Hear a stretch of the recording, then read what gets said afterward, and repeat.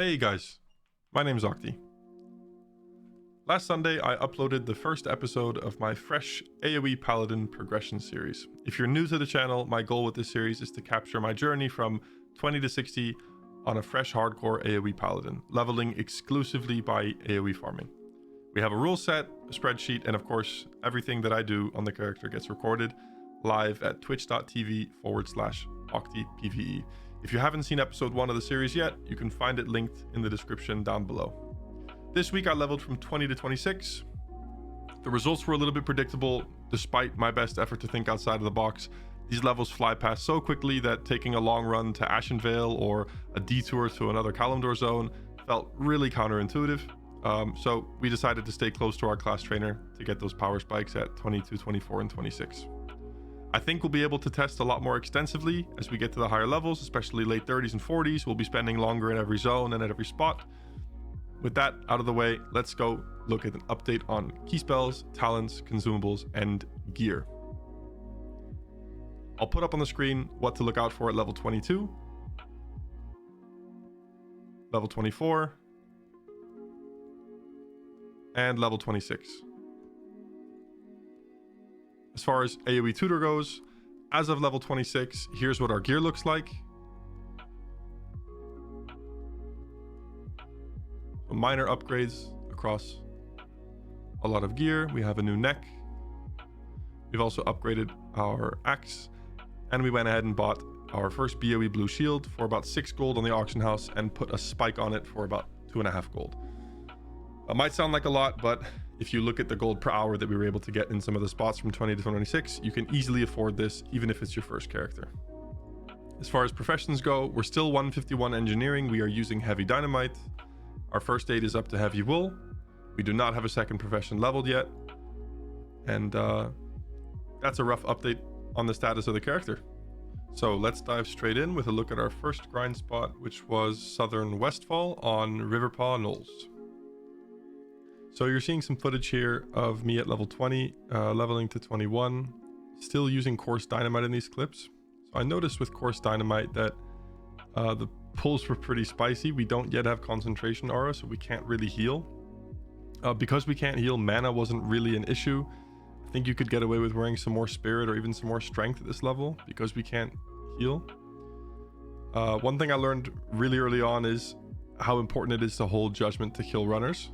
Running is probably the most risky part of this whole area, so you need to make sure that you're ready and locked in to deal with runners.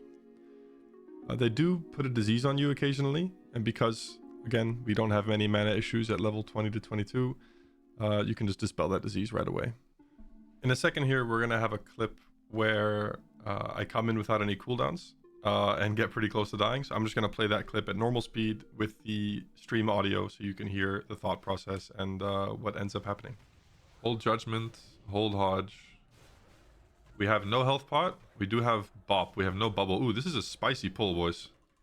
I do not like this very much. This is bop. Bandage. Heal.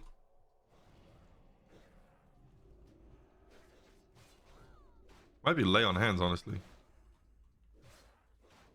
Might be. Use all my mana. I'm gonna lay here. I'm not dying in this fucking very first episode. Are you kidding me? Hello? So as you can see, this shit gets pretty close. Now I have footage on the screen at level 21 using heavy dynamite. And you'll be able to see just how much more damage heavy dynamite does at the start of these pulls. So it's really chunking these mobs, doing almost half their HP. And with heavy at level 21, I start to feel really safe and the rates really start to pick up. I'm still holding Judgment and Hodge where possible for runners, but I'm able to pull a lot more mobs at once just due to the heavy dynamite carrying me. One thing, there are mystics in a lot of these packs, and I found it to be pretty important to hold Hodge to burn the mystic down ASAP. So you want to Hodge when the mystic uses healing wave and not before. If a mystic gets a heal off, that can be pretty scary. You don't want to risk that, so better to just hold Hodge for it. So I stayed in this spot from 21 all the way to 22. without testing any other spots. It just was so efficient, rolling pack to pack, 1 dynamite per pack. Never really any sticky situations after that 1 lay on hands pull. You can even see here some footage of me pulling a mystic at the very end of my pull, and if you just stay calm with full eagle gear, 1 mob is no problem. At level 22, Westfall Knolls really fall off because the level 15s are gray to you now. So the first and actually only place I tested was Beasts north of Duskwood for level 22. This is a tempo spot where you're just rolling from sort of pack to pack, but you have to collect the packs yourself. So I'm just going to have an uninterrupted clip here. You want to aim to pull anywhere from 3 to 5 mobs at a time, and we do have concentration aura, but these mobs don't run, so pay attention to that. It can take some getting used to again to fight mobs that are not going to run away when they get low. I definitely felt like I was expecting them to run, and you need to remember these mobs are going to stay there until they die. Some of them do have a disease, some of them do have a poison. We're not really stressed for mana here yet, so you can just go ahead and dispel yourself.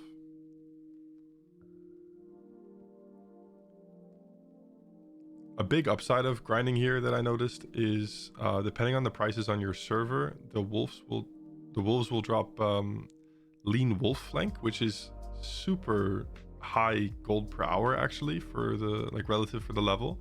So they were selling for anywhere from 6 to 8 silver on my server at the time. And I actually calculated my gold per hour in this spot to be right around 6 to 8 gold an hour, which is huge. At level 23, the first place I tested were the raptors just outside of Menethil. This spot was super scary. At level 23, it really feels like these mobs are, stronger than you borderline individually. So a lot of health pots were used here.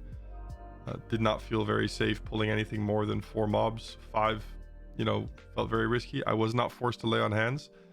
But still, this was a stressful place to grind, that's for sure. I don't know that I would recommend grinding here at this level. It is better EXP per hour than the Beast in Duskwood, but it was just so stressful, and the gold per hour was significantly worse as well.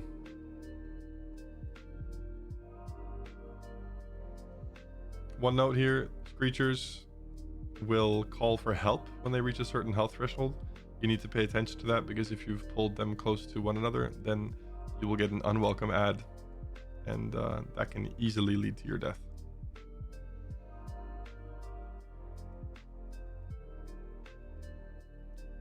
You have some groups of 3, 4, 5 mobs, and sometimes you need to run around and collect the pack yourself. Just pay attention that you don't let mobs hit you for too long, because like I said, this spot is quite scary.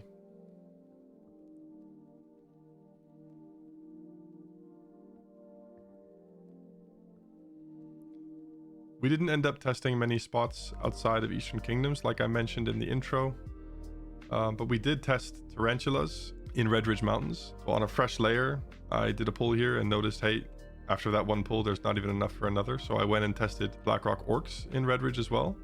These mobs were super annoying because they have a root, an enrage, and they run when they get low. By this point, and with all this testing, we dinged 24. And the first place I went was the Mosshide Fen in Wetlands. And I tested a bunch of spots here. I actually discovered these 2 camps are on a hyperspawn rotation. So I'm just going to put some, again, unbroken footage so you can see as one mob dies, another one is forced to respawn. That makes this spot really, really good, even in relatively high competition. You're able to sort of roll 3 mob or 4 mob pulls into one another. As long as you pull them outside of the camp, it's pretty safe. You do need to be careful. If you accidentally drop a consecration in the middle of one of those camps and you get an unlucky hyperspawn, you will pull it, and that can just be you dead right there. It happened to me a few times where it got really, really close and was not safe at all. But you sort of just run from one camp to the next, pulling together a pack of mobs. Occasionally a caster can spawn at one of the camps, and you just have to burn it with a dynamite and a hodge. Pretty good spot.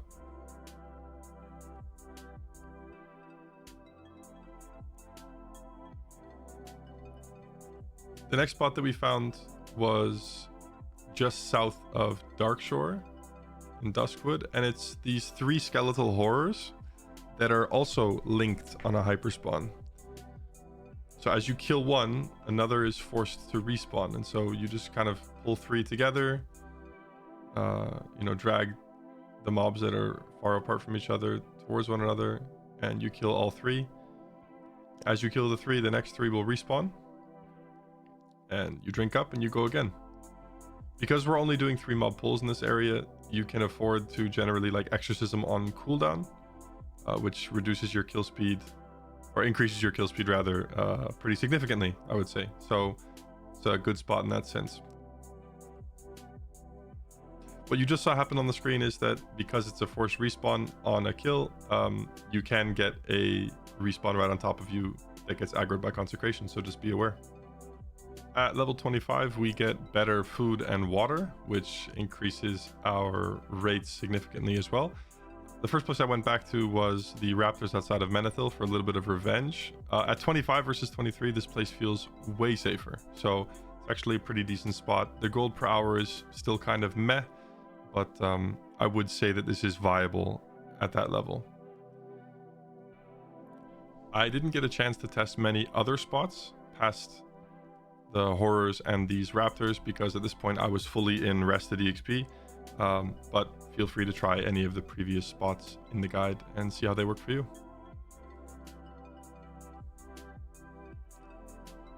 The last thing I made sure that I did before getting too high level is do a Dead Mines clear, not for EXP or for quests, but more so just to make sure that I get the prerequisite done for the Seal of Rin quest line, which I think culminates in Stockades. So we'll head there soon as well.